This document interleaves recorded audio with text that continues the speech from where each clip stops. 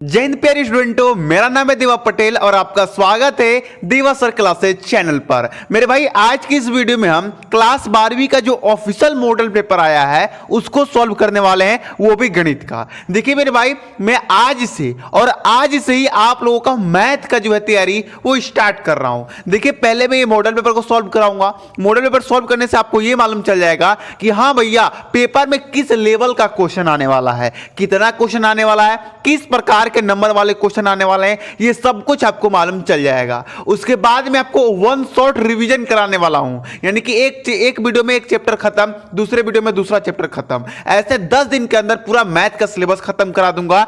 उसके बाद objective question का सीरीज, उसके बाद सब्जेक्टिव क्वेश्चन का सीरीज लेके आऊंगा। और यदि आप इनको कंप्लीट कर लेंगे तो मेरी गारंटी है मेरे भाई कि आपका मैथ में 100 में 100 लाने से दुनिया का कोई ताकत नहीं रोक सकता है। ठीक है, तो बने रहिए, बढ़िया से पढ़ते रहिए।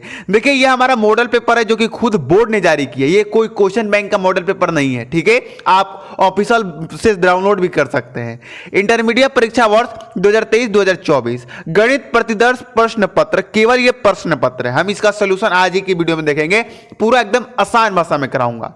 आप लोगों का जो पेपर होगा वो 100 नंबर का होगा, ये तो आपको मालूम है।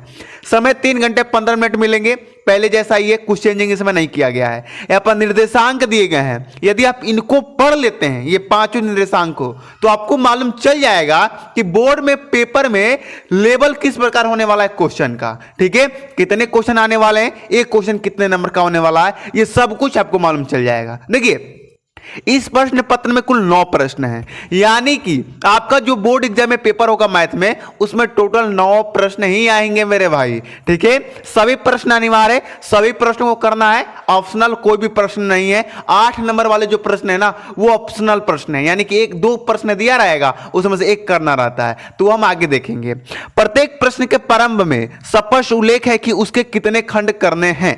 ठीक है, चलिए ये सब तो भाई आप लोग पढ़ लीजिएगा, क्योंकि ये पढ़ेंगे तो टाइम ज्यादा जाएगा, क्योंकि हमारे पास तो इनका सॉल्यूशन करना है, इनको हल करना है। देखिए, पहला क्वेश्चन जो होगा आपका, उसमें टोटल 5 आपसे एमसीक्यू क्वेश्चन पूछा जाएगा, 5 बहुकल्पीय क्वेश्चन पूछा जाएगा।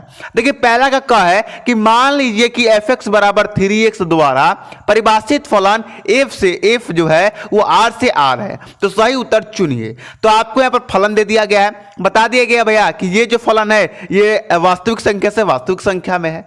तो आपको बताना है कि जो फलन है वो एकैकी आच्छादक है या बहुएक आच्छादक है, या एकैकी है परंतु आच्छादक नहीं है, या f ना तो एकैकी है और ना आच्छादक है, ये आपको बताना है। तो इसको हम करेंगे सॉल्व, पहले एक पेपर में ले लेता हूं। चलिए, तो देखिए ये ऑब्जेक्टिव क्वेश्चन है, तो इसे मैं तो किसी प्रकार सॉल्व करके आपको दिखा दूंगा। ये नहीं, आपको पेपर में इसे सॉल्व नहीं करना है, सिर्फ डायरेक्ट आंसर लिखना रहता है। ठीक है, देखिए हमारे पास फलन कितना है, fx बराबर 3x। ठीक है, और यहां पर जो कह रहा है फलन भैया कि जो r से है ये r में है, यानी कि वास्तविक संख्या से वास्तविक संख्या में। ठीक है, चलिए इसको समझना बहुत आसान है। r से क्या है, r में है। ठीक है, ये x का मान होता है, ये y का मान होता है, ये तो आपको मालूम है। ठीक है, चलिए अब यहां पर ध्यान दीजिएगा, यहां पर वास्तविक संख्या, तो कोई भी आप वास्तविक संख्या ले लीजिए। y बराबर कितना है, 3x हमारे पास है। ठीक है, देखिए fx जो बराबर होता है वो y के बराबर होता है, तो y का मान क्या हुआ, 3x, क्योंकि fx का मान क्या है, 3x। ठीक है, चलिए अब वास्तविक संख्या से वास्तविक संख्या में, वास्तविक संख्या क्या होते हैं, जैसे कि -1, 2, 3, 4, ये सब क्या वास्तविक संख्या है। अगर मैं x का मान 1 लूं, अगर x का मान मैं 1 लेता हूं तो y का मान कितना आ जाएगा, 3 आ जाएगा। यहां पर 1 रख के देखो, अगर मैं -1 लेता हूं तो -3 आ जाता है, 2 लेता हूं तो यहां पर आपका 6 आ जाता है। ठीक है, समझ गए, यानी कि x का मान यदि आप 1 ले रहे हैं तो 3 आ रहा है, -1 ले रहे हैं तो -3 आ रहा है, 2 ले रहे हैं तो 6 आ रहा है। ठीक है, तो अब देखिए यहां पर ये जो आपका संबंध दिख रहा है दोनों फलन में, ये एकैकी है। क्यों, क्योंकि एक ही संबंध है, एक अवयव के साथ 2 संबंध नहीं है। अगर जैसे मान लो 3 के साथ ऐसे रहते हैं, ऐसे 2 संबंध रहते हैं, तो ये एकैकी नहीं रहता, लेकिन यहां पर ये एकल एकल संबंध है, ये एकैकी है, यानी कि ये एकैकी है। आच्छादक की बात कर ले तो आच्छादक कहता है ना भैया कि जो y वाले अवयव होते हैं ना, वो सभी अवयव का संबंध होना चाहिए, यानी कि पूरा प्रतिबिंब होना चाहिए। तो देखिए यहां पर 3 y हैं, y में तीन क्या है, अवयव हैं, और तीनों का पूर्व प्रतिबिंब है, तीनों का संबंध है। ये नहीं ना कि 6 छूट गया 3 छूट गया, नहीं, सबका संबंध, यानी कि आच्छादक भी है। आगे समझ में, यानी कि जो एफ है हमारा वो एकाकी भी है और आच्छादक भी है, इसलिए इसका पहला ऑप्शन सही हो जाएगा। अगर आपको क्वेश्चन में थोड़ा भी दिक्कत दिखे तो वीडियो को फिर से देखिएगा, ठीक है। चलिए दूसरा क्वेश्चन देख लीजिए, और दूसरा क्वेश्चन वेरी वेरी इंपॉर्टेंट है क्योंकि 2022 में भी पूछा गया था और 99% की गारंटी है कि इस साल भी ये पूछ सकता है क्योंकि बहुत इंपॉर्टेंट क्वेश्चन है। देखिए ये बहुत इंपॉर्टेंट है लेकिन बहुत आसान है। सबसे पहले हमारे पास दिया है आर, यानी कि संबंध, क्या संबंध है भैया, ए कोमा बी, ए बराबर है बी माइनस 2 के, जबकि बी का मान हमें लेना है 6 से बड़ा, ठीक है। तो ये हमारे पास क्या है, संबंध है। तो आपको बताना है कि इस संबंध में निम्नलिखित में से सही उत्तर चुनिए, यानी कि इस संबंध से आप ये कौन मैच करता है ये आपको बताना है। देखिए यहां पर ए का मान कितना है भैया, बी माइनस 2, ठीक है, और b का मान हमें 6 से बढ़ा लेना है। यहां पर ये a का मान होता है, ये b का मान होता है। तो यहां पर देखिए b का मान इसने 4 लिया है भैया, जबकि b का मान हमें 6 से बढ़ा लेना है, तो ये तो ऐसा ही गलत हो जाएगा, ठीक है। अब देखिए यहां पर b का मान 8 है, तो चलिए b के मान 8 रख के देख लेते हैं। 8 माइनस 2, तो a का मान, एक मिनट, ए का मान कितना आ जाएगा, 6, यानी कि ए का मान 6 है आ रहा है, बी का मान 8 लेने पर। तो देखिए भैया यहाँ पर तो 3 है भैया, ए का मान, हमें तो 6 चाहिए, तो देखिए यहाँ पर ए का मान 6 है, बी का मान 8 है, तो ये तीसरा ऑप्शन सही हो जाएगा। आ गया समझ में। चलिए अब बात करते हैं तीसरे क्वेश्चन की। तीसरा क्वेश्चन एक प्रकार का आपका क्या है, समाकलन है, और मेरे जैसे यदि आप समाकलन चैप्टर को पढ़े हैं तो इसको आराम से कर लेंगे, ठीक है। ऐसे मैं कराऊंगा। समाकलन है एफ एक्स इंटू ई के पावर एक्स डी एक्स का मान ज्ञात कीजिए। तो हमारे पास समाकलन कितना है भैया, एक्स के पावर एक्स इंटू ई एक्स dx ये है। तो यहां पर यदि आपने समाकलन पढ़ा है तो इजी प्रकार से करेंगे, इसको फर्स्ट सेकंड रूल से करेंगे, इसको हम फर्स्ट मान लेंगे, इसको हम सेकंड मान लेंगे। अब फर्स्ट सेकंड रूल लगा दीजिए, आपका समाकलन आपके पास होगा। तो क्या होता है, फर्स्ट बाहर रहता है, ये सूत्र लिख रहा हूं, ठीक है, सूत्र पर कह रहा हूं। सूत्र क्या होता है कि फर्स्ट बाहर रखिए, सेकंड का समाकलन कीजिए, फिर माइनस, फिर क्या कीजिए, फर्स्ट का अवकलन कीजिए, फिर फर्स्ट का अवकलन करने के बाद फिर आप क्या कीजिए कि सेकंड का समाकलन कीजिए, और फिर संपूर्ण का समाकलन कीजिए, ये सूत्र कहता है, ठीक है। तो हमारे पास फर्स्ट ये, सेकंड ये, तो हम कर देते हैं, फर्स्ट को बाहर रखते हैं, ई के पावर एक्स का हम समाकलन करते हैं, माइनस, फिर डी बटा डी एक्स यानी कि फर्स्ट का अवकलन, फिर ई के पावर एक्स का समाकलन। ये सूत्र है, ये तो आम सा सूत्र है। अब ये संपूर्ण का समाकलन फिर हो जाएगा, ठीक है। तो ये सब तो आप कर सकते हैं, बहुत इजी क्वेश्चन है। जो समाकलन पढ़ा है ना वो अभी तक बना के दे दिया होगा मेरे अंदाज से, ठीक है। अब क्या होगा, x, e के पावर x का जो समाकलन होता है वो e के पावर x ही होता है, ठीक है। माइनस में x का अवकलन कितना होता है, x का अवकलन 1 ही होता है, ठीक है। e के पावर x का समाकलन ex ही होता है। अब dx, ठीक है। चलिए x के पावर ex, जब e के पावर x का समाकलन कीजिएगा तो क्या आएगा, यहां पर आएगा आपका e के पावर x ही आएगा, ठीक है। चलिए यहाँ पर e के पावर x कॉमन कर लीजिए, यहाँ पर e के पावर x कॉमन हो जाएगा तो x माइनस 1 आएगा। तो ये आपका आंसर आ गया। देखिए तो ऑप्शन में है क्या, तो यहाँ पर देखेंगे e के पावर x कॉमन में है, x माइनस 1, तो इसका तीसरा ऑप्शन क्या हो जाएगा, सही हो जाएगा। मेरे अंदाज से आपको समझ में आ गया होगा। ये तो कोई क्वेश्चन था ही नहीं, समाकलन था, और जो समाकलन का सूत्र जानता है वो यूं करके दे देगा, ठीक है। चलिए जो हमारा और क्वेश्चन है उनको भी हम लोग देख लेते हैं। अब पहला का घ नंबर जो ऑब्जेक्टिव क्वेश्चन है उसे देख लीजिए, ये चौथा एमसीक्यू है और ये सबसे आसान है भैया। देखिए जो क्वेश्चन का लेवल है ना मॉडल पेपर में, उसको देखकर मेरा मन गदगद हो गया है। मैं अगर आपको बताऊं कि यदि आप 80% भी मैथ पर ध्यान दे देते हैं ना तो आपका 100 में 100 निश्चित है। जो बच्चा सिलेबस पढ़ा है ना ये सारे क्वेश्चन को चुटकी बजाते करेगा, ये मेरी गारंटी है, ठीक है। पहला का घ है अवकलन समीकरण इतना की कोटि है। अब देखो इतना भी आसान क्वेश्चन आता है क्या बताया था। देखिए अगर आपने पढ़ा है अवकल समीकरण तो उसमें आपने पढ़ा होगा कि किसी भी अवकल समीकरण में अवकलन जितना अधिक बार हुआ है वो उसका कोटि होता है।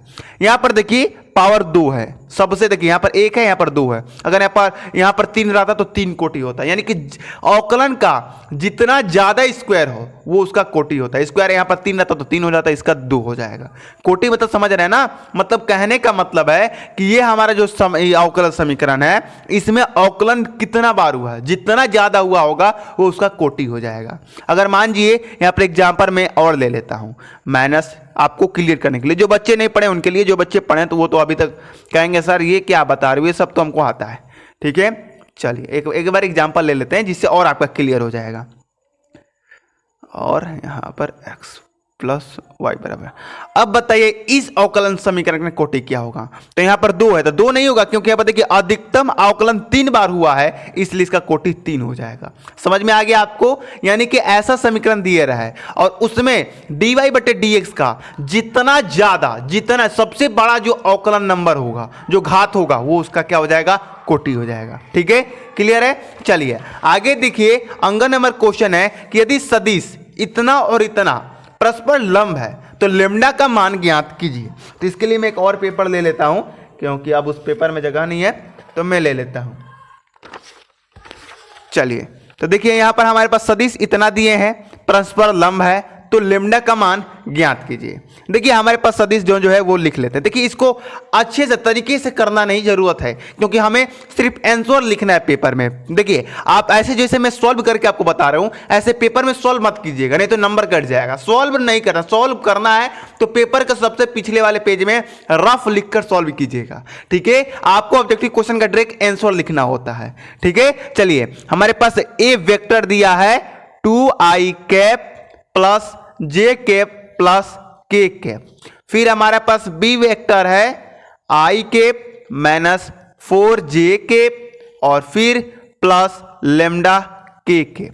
ये हमारे पास वेक्टर दिए हैं, यानी कि सदिश दिए हैं। अब इसमें से हमें लेम्डा का ये वाला का मान ज्ञात करना है, और कह भी रहा है कि ये दोनों परस्पर लंब है, और यानी लंब यानी कि चूंकि ए वेक्टर क्या है भैया, लंब है बी वेक्टर पर, और इसीलिए जब लंब रहता है तो एक वेक्टर इंटू बी वेक्टर बराबर क्या हो जाता है, 0। ये आपको मालूम होना चाहिए। यदि आपने 11 नंबर नहीं 10 नंबर चैप्टर भी पढ़ा होगा तो इसे आप आराम से कर लोगे।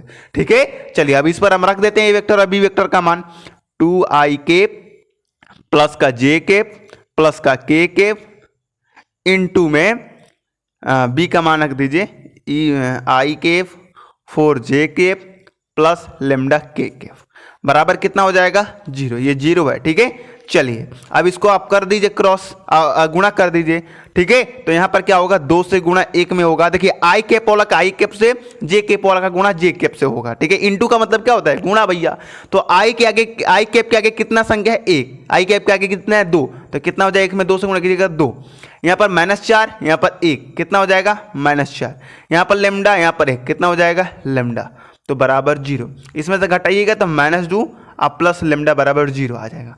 यहाँ से लेम्डा का मान कितना आ जाएगा आपका, प्लस में 2 आ जाएगा, यानी कि लेम्डा का मान जो है हमारा वो 2 आ गया। देखिए 2 है क्या, हाँ भैया है, दूसरा ऑप्शन बिल्कुल सही हो गया। तो इस प्रकार आपके ऑब्जेक्टिव क्वेश्चन थे जो कि बहुत सरल थे। मेरे अंदाज से इन ऑब्जेक्टिव क्वेश्चन को आप कर सकते हैं। ठीक है, तो इनको आप लोग जरूर कीजिएगा। चलिए एक बार प्रैक्टिस घर पर कर लीजिएगा, क्योंकि सारे क्वेश्चन इंपॉर्टेंट है और आपके बोर्ड के लिए वीवीआई है, पूछे जा सकते हैं। ठीक है, यही कहूंगा।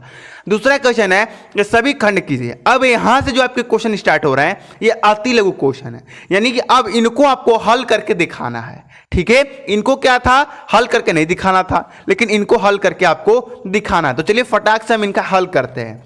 ठीक है, पहला क्वेश्चन है हमारे पास कि कॉट इनवर्स इसका कोण है -1/√3 का मुख्य मान ज्ञात कीजिए। और जो चैप्टर 2 पढ़ा है वो इसको चुटकी बजाते करेगा, क्योंकि बहुत आसान क्वेश्चन है ये। मेरे अंदाज से बहुत आसान क्वेश्चन दिया भैया, हर क्वेश्चन ही आसान है। ठीक है, चलिए तो दूसरा का जिस प्रकार मैं सॉल्व करूंगा उसी प्रकार आपको सॉल्व करना है।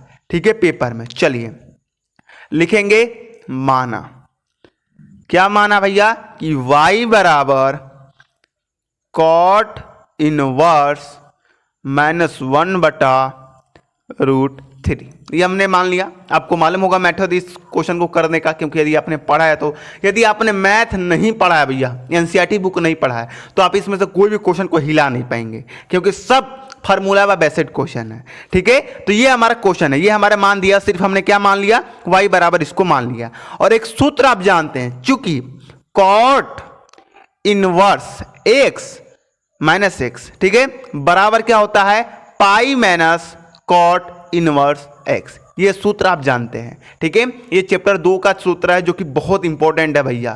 ठीक है, अब इसको हम यहां पर लगा देते हैं। तो y बराबर क्या आ जाएगा, pi minus cot inverse x का है तो कॉट इनवर्स कॉट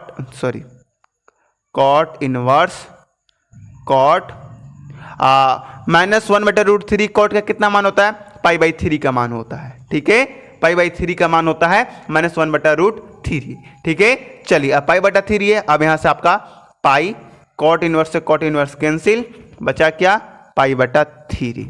यहां पर 3 कैल्शियम लीजिएगा आप आराम से, तो यहां पर आएगा 1, तो यहां पर 3 पाई माइनस पाई, इसका आंसर आ जाएगा 2 पाई/3।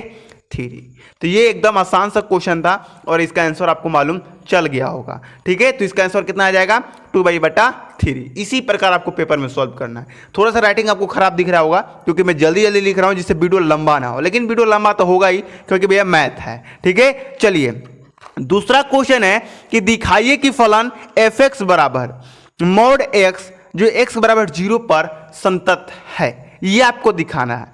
तो ये बहुत आसान क्वेश्चन है, यदि मैं इसको आपको होमवर्क में दे दूं तो कैसा रहेगा, क्योंकि सबसे आसान क्वेश्चन मुझे यही लगता है। ठीक है, तो इसे आप लोग होमवर्क में कीजिएगा। अगर आप कहिएगा तो मैं अभी करा दूं क्या, तो चलिए करा ही देता हूं, क्या करना है। मान लीजिए जो बच्चे नहीं कर पाएंगे उनको दिक्कत हो जाएगा तो वो कहेंगे सर तो छोड़ कैसे ही चलेगा। ठीक है, तो चलिए मैं करा ही देता हूं। दूसरा का ख नंबर, इसी प्रकार जिस प्रकार मैं कराऊंगा इसी प्रकार आपको हल करनी है पेपर में। ठीक है, अगर इस प्रकार हल करेंगे तो आपका एक भी नंबर नहीं कटेगा। दिया है, क्या क्या दिया है ये आपको लिख लेना है पहले, ये बहुत जरूरी होता है। दिया है, ठीक है, क्या क्या दिया है, f(x) बराबर mod x दिया है और आपको बताना है कि x बराबर 0 पर संतत है या नहीं। तो संतत कब होता है भैया, ये जानिए, यदि आपका LHL बराबर हो जाएगा RHL का तो समझ जाइए संतत है। तो पहले हम LHL का मान निकाल लेंगे, फिर RHL का मान निकाल लेंगे और देखेंगे यदि दोनों समांतर है तो भैया ये संतत है। ठीक है, चलिए तो x के बराबर 0 पर कह रहा है तो x के बराबर 0 पर हम लोग निकालेंगे LHL। तो क्या होता है सूत्र, लिमिट f(x) x इंटू 0 के पावर माइनस में। ठीक है, और आपको मालूम है कि यदि x का मान अगर 0 से कम आ जाए, x का मान अगर 0 से कम आ जाए तो क्या होता है, f(x) जो होता है वो उसका मान भी माइनस में आता है, निगेटिव में आता है। ठीक है, चलिए तो यहाँ पर लिमिट f(x) हो जाएगा, लिमिट f(x) का मान यहाँ पर रख दीजिए, कितना है, x है, x और x बराबर 0, तो यहाँ पर x का मान कितना आ जाएगा, -0 क्योंकि नेगेटिव में है और इसका मान आ जाएगा 0, यानी कि LHL का मान कितना आ गया, 0। अब RHL का मान निकालेंगे हम। ठीक है, इसका सूत्र क्या होता है, लिमिट f(x) और x इंटू 0 पॉजिटिव। ठीक है, चलिए अब देखिए यहाँ पर क्या हो जाएगा, f(x) का मान यहाँ पर रख दीजिए, तो लिमिट f(x) का मान कितना है, x है। ठीक है, चलिए यहाँ पर x इंटू क्या आ जाएगा, 0 प्लस, तो यहाँ पर 0x का मान, तो यहाँ पर x का मान कितना आ जाएगा, 0।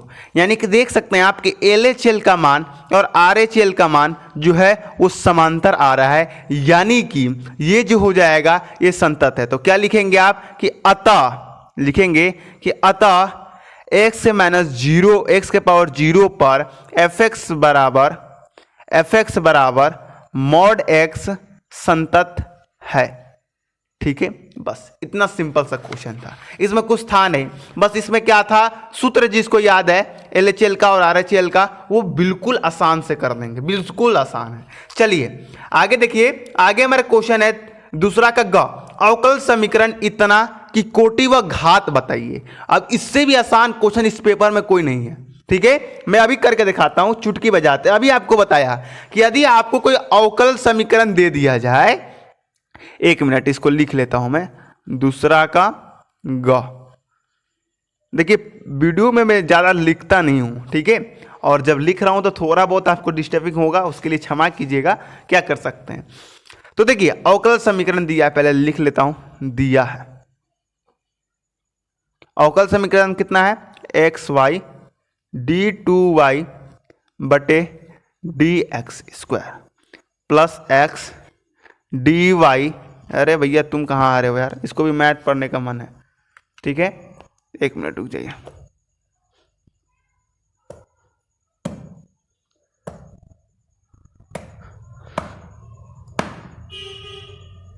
तो देखिए दिया है, ठीक है, थोड़ा सा डिस्टर्बिंग हो गया था, उसके लिए क्षमा कीजिएगा। टी वाई बटा डी एक्स के power square minus y d y बटे डी एक्स बराबर 0।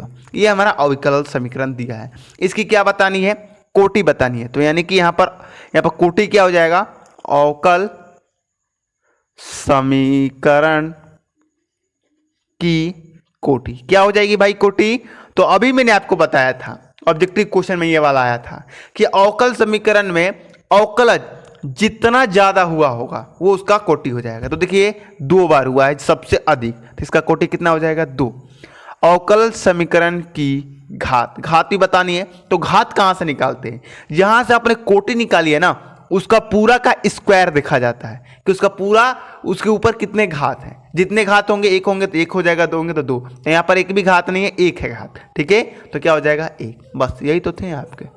अब इतना भी कराना पड़ता है भाई आप लोगों को, कोई बच्चे को नहीं मालूम होता है, लेकिन आप सीख जाएंगे, कोई दिक्कत नहीं है। ठीक है, चलिए दूसरा का हमने ग देख लिया, दूसरा का घ क्वेश्चन देख लिया जाए कि 2 बिंदु इतना और इतना में मिलाने वाली रेखा के दिक् कोसाइन ज्ञात कीजिए।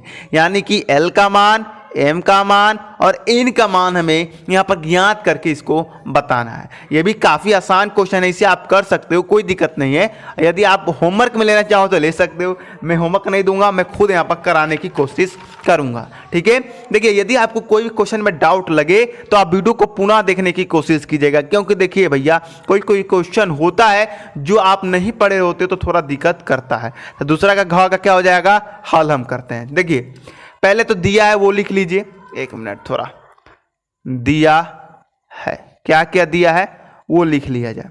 क्या दिया है, हमारे पास दिया है एक बिंदु -2, 4 और -5। दूसरा बिंदु है 1, 2, 3, ये हमारे पास बिंदु है। ठीक है, आपको मालूम है कि x1 का मान होता है, ये y1 का मान होता है, ये z1 का मान होता है, ये x2 का मान होता है, ये y2 का मान होता है और ये z2 का मान होता है। ये आपको मालूम है। तो हमें पहले निकालना पड़ेगा दिक् कोसाइन निकालना है, तो उससे पहले हमें दिक् अनुपात निकालना पड़ेगा। ठीक है, आपने जान रहे होंगे कि दिक् अनुपात क्या होता है, दिक् अनुपात। तो दिक् अनुपात कैसे निकाला जाता है, दिक् अनुपात में a का मान, b का मान और c का मान निकाला जाता है। तो ठीक है, तो दिक् अनुपात में पहले a का मान निकालेंगे। a का मान कैसे निकलता है, x2 - x1 करके। तो यहाँ पर देखिए x2 का मान कितना है, x2 का मान 1 और ये -2 है, तो यहाँ पर हो जाएगा +2, तो कितना आ जाएगा 3। ठीक है, b का मान कैसे निकलता है, y2 - y1। तो यहाँ पर देखिए y2 का मान 2 है, y1 का मान 4 है, तो इसका कितना आ जाएगा -2। c का मान कैसे निकलता है, z2 - z1। ठीक है, तो यहाँ पर क्या है, यहाँ पर z2 कितना है, 3 है, यहाँ पर -5 है, तो यहाँ पर +5 हो जाएगा, यानी कि 8। तो ABC का मान निकल गया। अब हम इसका क्या निकालेंगे भैया, दिक् कोसाइन निकालेंगे। तो दिक् कोसाइन के लिए आप जानते हैं, चूंकि आप जानते हैं इसका सूत्र दिक् कोसाइन। ठीक है, ये बहुत दिक् कोसाइन वाले क्वेश्चन एक ना एक क्वेश्चन आपके एग्जाम में आते ही आते हैं। ठीक है, तो इनको आपको करना बहुत जरूरी होता है। चलिए तो देखिए दिक् कोसाइन में हमें L का मान ज्ञात करना है। तो L बराबर L M N, ये तीनों का मान हमें ज्ञात करना पड़ता है। तो हमें तो पहले सूत्र याद होना चाहिए। तो L बराबर होता है A, अरे भैया रुको यार 1 मिनट, L बराबर होता है A बटे √A² + B² + C²। ये हमारा सूत्र होता है। A का मान हमने अभी निकाला 3, अब √अंडर में लगा दो। तो A का मान A² कितना है 3, तो 3 का हो जाएगा 9, B का कितना है 2, 4, C का है 8, कितना हो जाएगा +8 का 64। ठीक है, तो इसका L का मान कितना आ जाएगा 3 बटे √29। इन तीनों को जुड़ेगा तो 29 आ जाएगा। उसी प्रकार M का मान ज्ञात कर लीजिए। M बराबर भी कहता है कि B बटे √A² + B² + C²। ठीक है, मान रख लेते हैं एक बार। B का मान कितना हो जाएगा हमारे पास, -2 है, तो -2। इसका मान अभी हमने निकाला, कितना आया, रूट अंदर 29। क्लियर है। चलिए n का मान ज्ञात कर लीजिए। n का मान है, n का बराबर होता है c बटे a square plus b square plus c square. ठीक है, c का मान 8 है तो 8 रख लेते हैं, और a इसका मान कितना निकाला हमने, रूट 29 निकाला। तो एल एम एन का मान हमने निकाल लिया, यानी कि हमने दिक कोसाइन निकाल लिया। अब लास्ट में लिख देंगे कि अतः दिक कोसाइन कितना है हमारे पास, 3 बटे रूट 29 -2 बटे रूट 29 और 8 बटे रूट 29 है। बस काम खत्म। इसी प्रकार आपको करना है पेपर में, और इससे ज़्यादा देखिए इतने आसान क्वेश्चन है। ठीक है, चलिए आगे हम लोग देखते हैं भाई। अब है हमारा यहाँ पर दूसरा का अंगा नंबर क्वेश्चन है, और ये भी काफ़ी आसान क्वेश्चन है कि यदि पी ए बराबर इतना है, पी बी बराबर इतना है, और पी ए इंटरसेक्शन बी बराबर इतना है, तो पी ए बटे बी का मान ज्ञात कीजिए। सबसे आसान क्वेश्चन है ये भी। देखिए इतना आसान क्वेश्चन है ना भैया, जो सिलेबस को पढ़ा है वही कर पाएगा, जो नहीं पढ़ा है वो बिल्कुल नहीं कर पाएगा, क्योंकि सभी के सभी सूत्र पर हैं भैया। एक भी ऐसा नहीं कि बिना सूत्र का तुम बना लो, एक भी नहीं है। दूसरा का अंगा का हल हम लोग देख लेते हैं। दिया है, पहले जो दिया है वो लिख लेते हैं भैया, क्योंकि दिया है लिखना बहुत जरूरी है। ठीक है, चलिए तो दिया क्या क्या है हमारे पास। पी ए का मान दिया है 7/13, पी बी का मान दिया है 9/13, और पी ए इंटरसेक्शन बी का मान है हमारे पास 4/13। तो हमें क्या करने हैं, हमें निकालना है पी ए बटे बी का मान। ठीक है, हमें पी ए बटे बी का मान निकालना है। अब आप जानते हैं, आपको बताने की जरूरत नहीं है, आप जानते हैं कि चूंकि पी ए बटे बी जो बराबर होता है वो पी ए इंटरसेक्शन बी बटे पी बी के बराबर होता है। ये आप जानते हैं कि नहीं। चलिए मान रख दीजिए सिंपल सा, पी ए इंटरसेक्शन बी का मान कितना है, 4/13, तो 4/13 बटे में पी बी का मान कितना है, पी बी का मान 9/13, 9/13, 13 से 13 कैंसिल, बटा कितना, 4/9 आंसर। क्लियर। बस सूत्र, ये सूत्र जिसको याद है वो इसको कर लेगा, जिसको नहीं याद है वो लल्लू टाफ हो जाएगा। ठीक है, चलिए आगे देखिए। अब हम आएंगे अति लघुत्तरीय प्रश्न पर, जो 2-2 नंबर वाले। देखिए लघुत्तरीय 2 प्रकार के होते हैं, 2 नंबर वाले, 3 नंबर वाले, 5 नंबर वाले। तो आपके पेपर में 2 नंबर वाला आएगा और डायरेक्ट 5 नंबर वाला आएगा। 3 नंबर वाला कोई भी क्वेश्चन आपसे नहीं पूछा जाएगा। ठीक है, चलिए ये भी काफी आसान है, इसको भी मैं पूरा कराऊंगा। थोड़ा वीडियो लंबा हो रहा होगा, लेकिन क्या कर सकते हैं, हमें मैथ पढ़नी है तो समय तो देनी पड़ेगी। यदि ए 1/2 तथा बी 3,4 है, तो ए और बी में संबंधों की संख्या ज्ञात कीजिए। बहुत आसान क्वेश्चन है, ललन टॉप क्वेश्चन, इसका तो हम यूं कराएंगे। ठीक है, तीसरा का क नंबर क्वेश्चन का हल देखते जाइए। दिया क्या है पहले भैया वो देख लो। दिया है क्या क्या दिया है, ए का मान दिया है, ये एक हमारा क्या है, समुच्चय है। ए समुच्चय कितना है, 1,2। बी क्या है, 3,4। अब पूछ रहा है कि बताइए ए और बी से कितने संबंध को हम बना सकते हैं, ये बताना है। तो देखिए आपको सबसे पहले क्या होगा, आप एक सूत्र जानते हैं। सूत्र क्या जानते हैं, आपको 1 मिनट में बताता हूं। सूत्र आप जानते हैं कि 2 के पावर एन ए, यहां पर ना लिखकर मैं, रुको पहले हम एन ए बी के मान, पहले तो आप एन ए का मान निकाल लीजिए। एन ए का मान यानी कि एन यानी होता है अवयव की संख्या, किसका, ए का। तो कितने अवयव की संख्या, 1 2 2। एन बी निकाल लीजिए, यानी कि बी के अवयव की संख्या 1 2 2 2। ठीक है, चलिए अब आप सूत्र जानते हैं कि तब लिखेंगे कि तब ए और बी में संबंधों की संख्या क्या हो जाएगी मेरे भाई। तो सूत्र होता है कि 2 के पावर एन ए गुणे एन बी। चलिए 2 के पावर एन ए का मान कितना है, 2 × 2, यानी कि 2 के पावर 4, 2 के पावर 4 का मान होता है 16। तो ये इसका आंसर हो जाएगा। बस देखिए कि ए में अवयव की संख्या कितना है, बी में अवयव की संख्या कितना है, उन दोनों को गुणा करके 2 का पावर लगा दीजिए, आपके सामने इसका आ जाएगा आंसर। और याद रखिएगा ये जो क्वेश्चन है वेरी वेरी इंपॉर्टेंट क्वेश्चन है। ये आपसे सॉरी आपसे ऑब्जेक्टिव क्वेश्चन में भी पूछ सकता है। ठीक है, चलिए दूसरा का ख नंबर क्वेश्चन को देख लेते हैं। तो तीसरा का हम लोग ख नंबर क्वेश्चन देख लेते हैं कि यदि y बराबर a sin x plus b cos x है तो सिद्ध कीजिए कि 2ty बटा 2x² प्लस y बराबर 0 है। यानी कि क्या क्या दिया है पहले वो हम लोग लिख लेते हैं। दिया है, एक मिनट, क्या दिया है भैया हमारे पास? तो हमारे पास है y बराबर a sin x plus b cos x। तो हमें सिद्ध क्या करना है? तो हमें यहाँ पर ये भी लिखना पड़ता है कि सिद्ध ये करना है, क्योंकि लिखना जरूरी है भैया।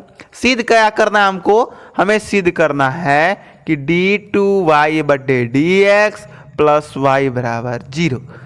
तो जो 9 नंबर चैप्टर पढ़ा है वो चुटकी बजाते कर देगा। ठीक है, चलिए तो हमारे पास दिया है चूंकि y बराबर a sin x plus b cos x, इसका हम एक बार अवकलन करेंगे dy बटे dx। ठीक है, चलिए अवकलन करेंगे तो कॉन्स्टेंट a है तो वो बाहर आ जाएगा, sin x का क्या हो जाएगा? cos x हो जाएगा। ठीक है, उसी प्रकार b बाहर आ जाएगा, cos x का क्या हो जाएगा? माइनस sin x आ जाएगा। यदि आपको सूत्र मालूम है तो आप आराम से कर पाएंगे। अब इसका एक बार और अवकलन होगा। क्यों? अब आपको सर आपको कैसे मालूम कि 2 बार इसका अवकलन होगा? क्योंकि देखो जो सिद्ध करना है उसमें अवकलन कितने बार किया गया है? 2 बार किया गया है, इसलिए हम 2 बार करेंगे। जितना बार इसमें किया अगर रहा हो उतना ही बार आपको करना है। ठीक है, चलिए a फिर से बाहर आएगा, cos x का कितना हो जाएगा? माइनस का sin x। क्लियर है? चलिए आगे देखिए, यहां पर माइनस sin x का कितना हो जाएगा? माइनस तो माइनस यहां पर हो जाएगा, b sin x का कितना हो जाएगा? cos x। ठीक है, तो यहां पर हमने अवकलन 2 बार करके निकाल लिया। अब हम लिखेंगे प्रश्न से। क्या प्रश्न से? हमें जो सिद्ध करना है वो लेके आएंगे। तो हमें सिद्ध करना है कितना बराबर 0 है, तो हम LHL का मान निकालेंगे। LHL लेने पर, LHS लेने पर, सॉरी LHL मैं वही वाला क्वेश्चन याद कर रहा हूं, लेने पर, यानी कि d2y बटे dx² प्लस y, ये हमारा LHS है। अब यहाँ पर हमने इसका मान निकाला है, देखिए इसको रख दीजिए। तो यहाँ पर क्या आ जाएगा?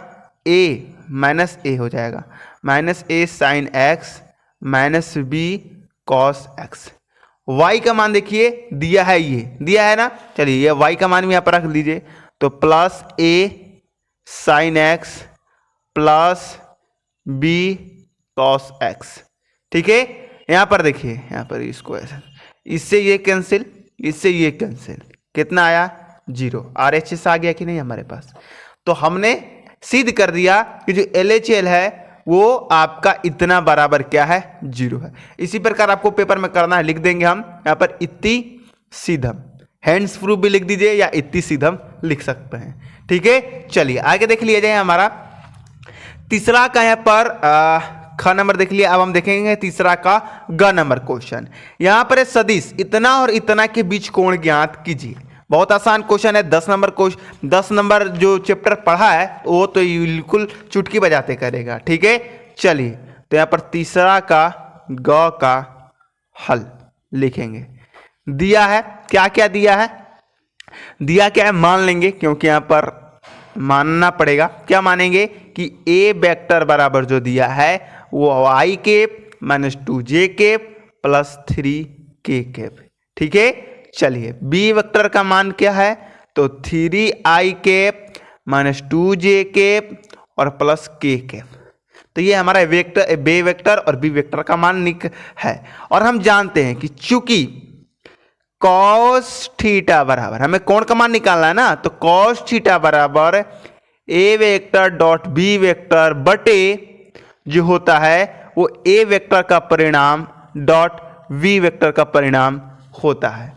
तो हमें पहले a vector dot b vector का मान निकालना होगा। इससे आप समीकरण 1 मान लीजिए।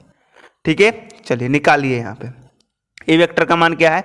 i cap minus 2j cap plus का 3k cap dot b vector का मान कितना है?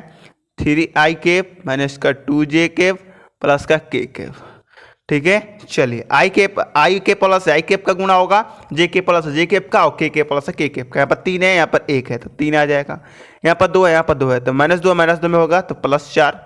यहाँ पर 1 है और यहाँ पर 3 है तो कितना होगा 3।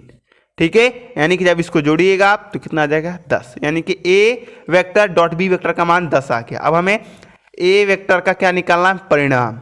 ठीक है, तो कैसा निकलता है, रूट अंडर जो आपका आई कैप के आगे जे कैप के आगे है के कैप के आगे उसका स्क्वायर हो जाता है। आई कैप के आगे क्या है 1 है तो 1 का स्क्वायर प्लस जे कैप के आगे क्या है -2 है तो -2 का स्क्वायर, के कैप के आगे क्या है 3 तो 3 का स्क्वायर। ठीक है, तो क्या आ जाएगा भैया, इसका जब आप सॉल्व कीजिएगा तो 1 और 2 2 4 5 हो जाएंगे और 3 9 तो यहाँ पर टोटल 14 आएगा।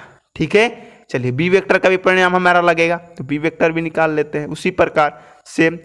ठीक है, आई कैप के आगे 3 है तो 3 का स्क्वायर प्लस जे के आपके -2 है तो 2 का स्क्वायर प्लस के आगे कितना 1 तो 1 का स्क्वायर, रूट अंदर इसका भी 14 आ जाएगा। क्लियर है, तो हमने सबका मान निकाल लिया। अब लिखेंगे समीकरण 1 से। ठीक है, चलिए अब cos थीटा बराबर रख देते हैं मान ए डॉट, यहाँ पर देखिए ए वेक्टर डॉट बी वेक्टर का मान कितना है 10 तो हमने यहाँ पर 10 रख दिया बटे में ए का परिणाम कितना हमारे पास आया root under 14 dot B vector का भी रूट अंडर 14 तो 10 बटा यहाँ पर क्या आ जाएगा रूट 14 से रूट 14 में गुणा कीजिएगा तो यहाँ पर आएगा 14, 2 से जब कटेगा तो 5 बटे इसका 7 आंसर नहीं 5 बटे 7 आ जाएगा। अब थीटा का मान निकालना है क्योंकि कोण का मान निकालना है, कॉस को इधर भेज दीजिएगा तो कॉस इनवर्स 5 बटा 7 इसका कोण आ जाएगा। लिखेंगे कि अतः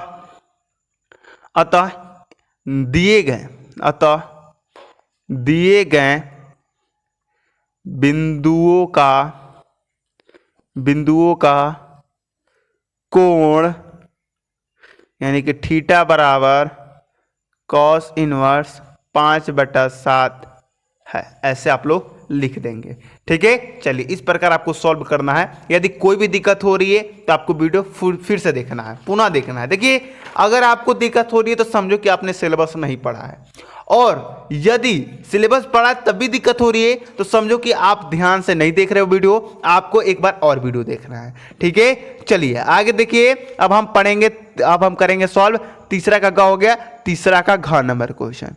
और मेरे अंदाजे तीसरा का घ नंबर क्वेश्चन सबसे इजी होना चाहिए। ठीक है, चलिए दिया क्या भैया, सबसे पहले यही काम करना रहता हम लोगों का।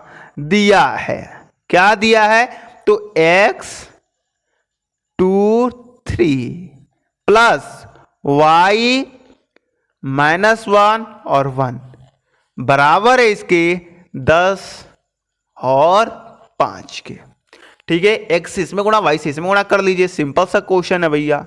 तो क्या हो जाएगा 2x 3x प्लस में y से गुणा कीजिएगा तो -y और y आ जाएगा। यहाँ पर x y का मान ही नहीं ज्ञात करना है, सिंपल सा है। चलिए 10 और 5 अब तुलना कर लीजिए, तो तुलना जब कीजिएगा तो 2x माइनस यहाँ पर हो जाएगा 2x माइनस y बराबर 10, फिर 3x प्लस y बराबर 5। ठीक है, ये हमारा आ गया समीकरण 1। अब यहाँ पर आ गया समीकरण 2। अब इससे आप इजिली एक्स वाई का मान ज्ञात कर सकते हैं। कैसे ज्ञात करेंगे, यहाँ पर ये कट जाएगा, 10 5 कितना हो जाएगा 15 हो जाएगा, और 2x 3x कितना हो जाएगा 5x हो जाएगा। यहाँ से x का मान कितना आ जाएगा 3 आ जाएगा, 5 को इधर भेजिएगा तो। अब x का मान आप समीकरण 1 या समीकरण 2 में रख दीजिए, तो x का मान समीकरण 1 में क्या करने पर, रखने पर, जब रखिएगा तो 2x का मान कितना है 3 माइनस वाई बराबर 10, द्वितीय 6 माइनस वाई बराबर 10। ठीक है, तो यहां से आपका y का मान निकल के आ जाएगा। 1 मिनट, कुछ गलती कर रहे हैं क्या, यहाँ पर 2 में, यहाँ पर 1 में भी रख सकते हैं, कोई दिक्कत नहीं है। चलिए इधर 6 है तो 6 को हम क्या करेंगे इधर भेज देंगे, तो माइनस वाई बराबर 10 के पावर -6 आ जाएगा। जब घटाइएगा तो माइनस वाई के बराबर 4, माइनस को इधर इनको दे दीजिए तो -4। y का मान कितना आ जाएगा -4, x का मान 3 और y का मान -4 आपका आ गया। यहाँ पर लिख सकते हैं कि अतः x का मान 3 और y का मान -4 है। बस काम खत्म। इस प्रकार आपको क्वेश्चनों को सॉल्व करना है। तो हमने अभी क्या कर लिया, 3 number question, 2 number question, 1 number question को कर लिया। अब हम आएंगे चौथे नंबर क्वेश्चन पे। ठीक है, चौथा नंबर क्वेश्चन है कि सभी खंड कीजिए। चौथा का पहला क्वेश्चन है क, दिखाइए कि प्रदत्त फलन इतना आर पर इतना फलन इतना है, आर का एक वर्धमान फलन है, ये आपको दिखाना है। तो ये बहुत आसान है भैया, इसको हम करके देते हैं। एकदम 2 मिनट का ये क्वेश्चन है। कितने मिनट का है? 2 मिनट का क्वेश्चन है। ठीक है, चलिए पेपर ले लेने दीजिए। चौथा का क का हल। सबसे पहले हमारा क्या रहेगा, दिया है। क्या क्या दिया है, जो दिया है वो लिख लीजिए। तो fx का मान दिया है हमारे पास 7x - 3 और ये बताना है कि r प्रदत्त फलन है। ठीक है, चलिए तो एक बार हम x का मान 0 रख के यहाँ पर देखेंगे। अगर देखिए x का मान आप यहाँ पर 0 रख के देखेंगे, यदि ये ऋणात्मक आ गया, माइनस में आ गया इसका आंसर, तो भैया ये क्या है, ये जो है ये वर्धमान फलन नहीं है। और यदि प्लस में आ गया यानी कि धनात्मक में आ गया तो ये वर्धमान फलन है। तो लिखेंगे नहीं, सॉरी, इसका हम x का मान क्यों रखेंगे, इसका हम अवकलन कर देते हैं भैया। हम भी कहाँ, इसका अवकलन कीजिएगा। तो f' का अवकलन जब कीजिएगा, अगर जब आप वो अवकलन कर रहे हैं तो यदि इसका मान माइनस में आ रहा है तो क्या हो जाएगा, ये वर्धमान हो जाएगा। प्लस में आ रहा है तो वर्धमान नहीं होगा, यदि माइनस आ रहा है तो, और प्लस में आएगा तो वर्धमान हो जाएगा। क्षमा कीजिएगा, कंफ्यूज हो जा रहा हूँ। इसका अवकलन कीजिएगा तो f' आ जाएगा। 7x का क्या आ जाएगा, 7 तो ऐसे ही रहेगा, x का आ जाएगा 1 और -3 का 0 हो जाएगा।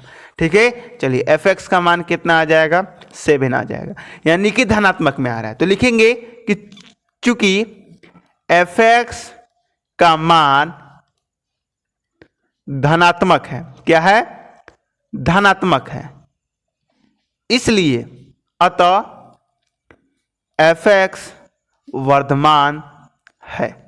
ठीक है, वर्धमान है। चलिए हमने यहां पर 4 नंबर के क क्वेश्चन को सॉल्व कर लिया। अब जो आगे हैं उनको भी हम लोग देख लेते हैं।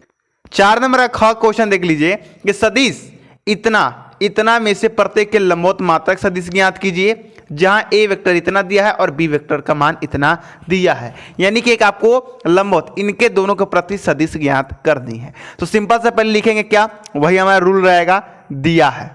क्या क्या दिया है वो लिख लीजिए। ए वेक्टर का मान कितना दिया है, ए वेक्टर का मान है i cap plus j cap plus k cap. ठीक है, वी वेक्टर का मान है हमारे पास i cap plus 2j cap plus का 3k कैप। क्लियर है यहाँ तक। अब यहाँ पर हमारे पास a प्लस बी का इसका मान निकाल लेंगे क्योंकि जरूरत पड़ेगा, a vector plus b vector. तो यहाँ पर सिंपल सा वही रूल अपनाएंगे। a वेक्टर का मान है i plus j plus k cap, b vector का मान कितना है, प्लस में i cap plus 2j cap plus 3k cap. ठीक है, चलिए जोड़ लीजिए i कैप कितना हो जाएगा भैया, 2i cap, 2j cap 1j cap कितना हो जाएगा, 3j कैप, यहाँ पर 3k कैप और यहाँ पे 1k कैप कितना हो जाएगा, 4k कैप। ठीक है, तो ये हमारा आ गया। तो इसको हम मान लेंगे कि माना a वेक्टर ये है, क्योंकि आगे दिक्कत ना हो, इसको a वेक्टर मान लेंगे। अब इसी प्रकार इसका निकालेंगे मान, a vector minus b vector का। ठीक है, तो मैं यहाँ पर ड्रैग कर देता हूँ, एक आए a कैप में से एक कैप जाएगा तो i कैप में से i कैप जाएगा तो कितना आएगा, 0i cap plus 2j cap और j कैप में से जाएगा तो कितना बचेगा, 1j कैप, 3k कैप में से एक कैप जाएगा तो कितना बचेगा, 2k कैप। ठीक है, और इसको हम मान लेंगे b वेक्टर माना।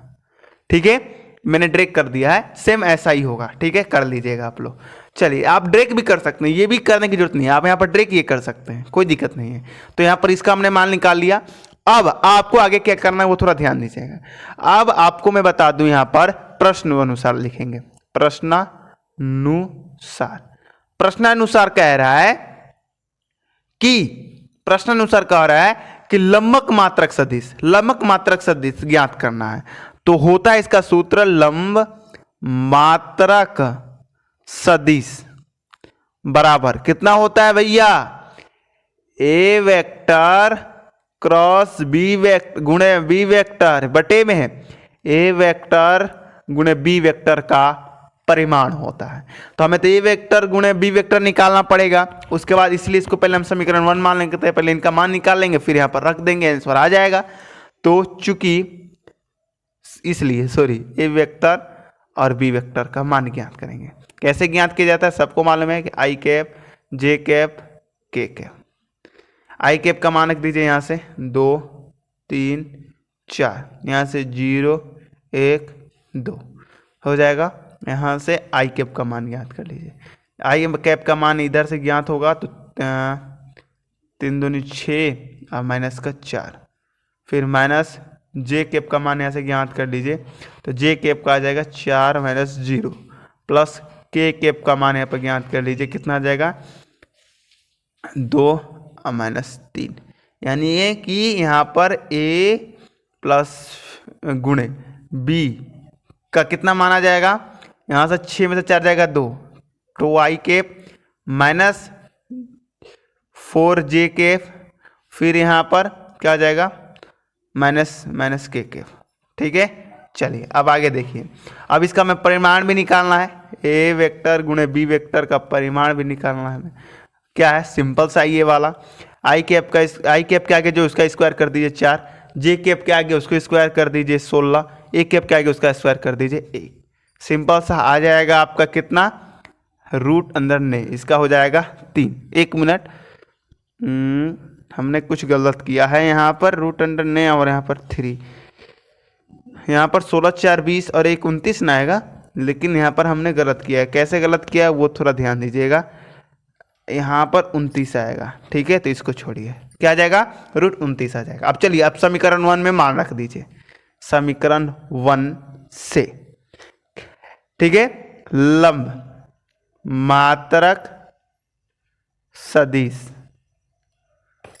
बराबर क्या है, ए गुणे बी, यहाँ पर देख लीजिए ए वेक्टर गुणे बी वेक्टर का मान कितना है 2 आई कैप माइनस 4 जे कैप माइनस के कैप बटे में ए, इसका मान कितना है रूट 29। तो ये जो है भैया ये आपका क्या हो जाएगा, ये आंसर हो जाएगा। ये हम लंब मात्रक सदिश ज्ञात कर लिए। इस कुछ क्वेश्चन में था नहीं आपको ए वेक्टर बी वेक्टर का मान दिया था, सिंपल सा ए वेक्टर प्लस बी वेक्टर का मान निकालना है, ए वेक्टर माइनस बी वेक्टर का मान निकालना है, फिर प्रश्न अनुसार आपको लंब मात्रक सदिश ज्ञात करना है, तो उसका सूत्र ये है। तो ए वेक्टर गुणे बी वेक्टर का मान ज्ञात कर लेंगे, फिर इसका परिमाण ज्ञात कर लेंगे, फिर इस सूत्र पर रख देंगे, सिंपल सा आपका आंसर आ जाएगा। देखिए भैया ये कितने नंबर का क्वेश्चन है, तो 2 नंबर का क्वेश्चन है। ये आपके कहाँ से आता है, तो ये जो है आपका चैप्टर 9 से, और बहुत इंपॉर्टेंट क्वेश्चन है, तो इसको आपको करके ही एग्जाम में जाना है। चलिए यहाँ पर बात कर लेंगे चौथा का ग नंबर प्रश्न को, जो कि बहुत इंपॉर्टेंट है और इसको आपको करके ही जाना है, लेकिन बहुत ही ज़्यादा, मैं कहूँ तो बहुत ही ज़्यादा आसान है। ठीक है, मैं अभी आपको करके दिखा देता हूँ। ये ऐसा क्वेश्चन मुझे मतलब बहुत आसान लगता है। ये वाला क्वेश्चन जब मैं पढ़ता था ना, तो ऐसे ही क्वेश्चन को ज़्यादा सॉल्व करता था मैं। देखो एकदम ईजी तरीके से बताऊँगा। क्या क्या दिया है हमारे पास, यहाँ पर ए वेक्टर का मान दिया है 3 आई कैप प्लस का जे कैप प्लस का 4 के कैप। वी वेक्टर का मान है आई कैप माइनस जे कैप प्लस का के कैप। हमें निकालना है क्या, समांतर चतुर्भुज का क्षेत्रफल ज्ञात कीजिए जिसका संलग्न भुजाएं इतना द्वारा दी गई हैं। तो लिखेंगे समांतर चतुर्भुज का क्षेत्रफल कितना होता है भैया, तो होता है, सिंपल सा सूत्र है ए वेक्टर गुणे बी वेक्टर का परिमाण। बस इसलिए चूंकि ये है तो हम निकाल लेते हैं। करना क्या है, सिंपल सा है, आई कैप जे कैप के कैप। आई कैप का मान कितना है 3 1 4, इसका 1 माइनस 1 यहाँ से आप लोग जब निकालिएगा आई कैप का मान तो आएगा A1 + 4। श्रेणिक वाला ये यहाँ पर लगता है मेथड, ठीक है, तो आपको याद होना चाहिए। जे के पाएगा 3 - 4 जे के प्लस के पाएगा यहाँ पे के पाएगा -3 - 1 के ये आएगा। ठीक है, यानी कि यहाँ पे हम टोटल बात करें तो ए वेक्टर क्रॉस बी वेक्टर का जो मान आ जाएगा वो आ जाएगा हमारा 5i कैप प्लस जे कैप और आ जाएगा -4k कैप। बस आप क्या कीजिए, अब इस पे सूत्र पर रख दीजिए समीकरण 1 से। इसको आप समीकरण 1 मान लीजिए। जब भी पहले सूत्र को लिखे ना तो उसको समीकरण मान लिया कीजिए, ठीक है। चलिए सूत्र पर रख दीजिए। क्या है सूत्र? सूत्र है ए वेक्टर गुणे बी वेक्टर का परिमाण। तो ठीक है, इसका हम परिमाण निकाल लेते हैं। चलिए, तो 5 के स्क्वायर 25 प्लस 1 इसका स्क्वायर हो जाएगा 16। जब इसका मान निकालिएगा तो आएगा √42 इकाई। ठीक है, तो ये हमारा क्या हो जाएगा, आंसर हो जाएगा। बहुत इजी क्वेश्चन था, सिर्फ इस सूत्र पर रख के आपको ज्ञात करना था। चलिए, तो चौथा का घ नंबर क्वेश्चन को देख लिया जाए भैया। ए और बी ऐसी घटनाएं दी गई हैं जहां पी ए का मान 1/2, पी ए यूनियन बी का मान है 3/5 तथा पी बी का मान पी है, तो पी का मान ज्ञात कीजिए यदि घटनाएं परस्पर अपवर्जी है। तो ये जो लाइन दी गई है यहां से लेकर यहां तक, यही पूरे क्वेश्चन का हल बनने वाला है, यही कारण बनने वाला है भैया पी का मान निकालने के लिए। ठीक है, तो लिखेंगे चूंकि क्वेश्चन में साफ साफ दिया गया है कि घटनाएं परस्पर क्या है भैया, परस्पर अपवर्जी है, साफ साफ बताया गया है। यानी कि जो पी ए इंटरसेक्शन बी का मान है वो 0 है, इस लाइन का कहने का मतलब है। और इसलिए आप जानते हैं कि पी, अरे ये कहां लिख रहा है, पी ए यूनियन बी का जो मान होता है वो P A plus P B minus P A intersection B होता है, ये आप जानते हैं। पी ए यूनियन बी का मान कितना है, 3/5 रख दीजिए। पी ए का मान कितना है, 1/2 रख दीजिए। पी बी का मान कितना है, प्लस पी है, इसका मान कितना है, 0 है, तो -0 होगा। अरे यार, -0। ठीक है, चलिए -0 को इधर भेज दीजिए, 3/5 -1/2 इधर आएगा तो +0, इधर आ जाएगा सिर्फ पी।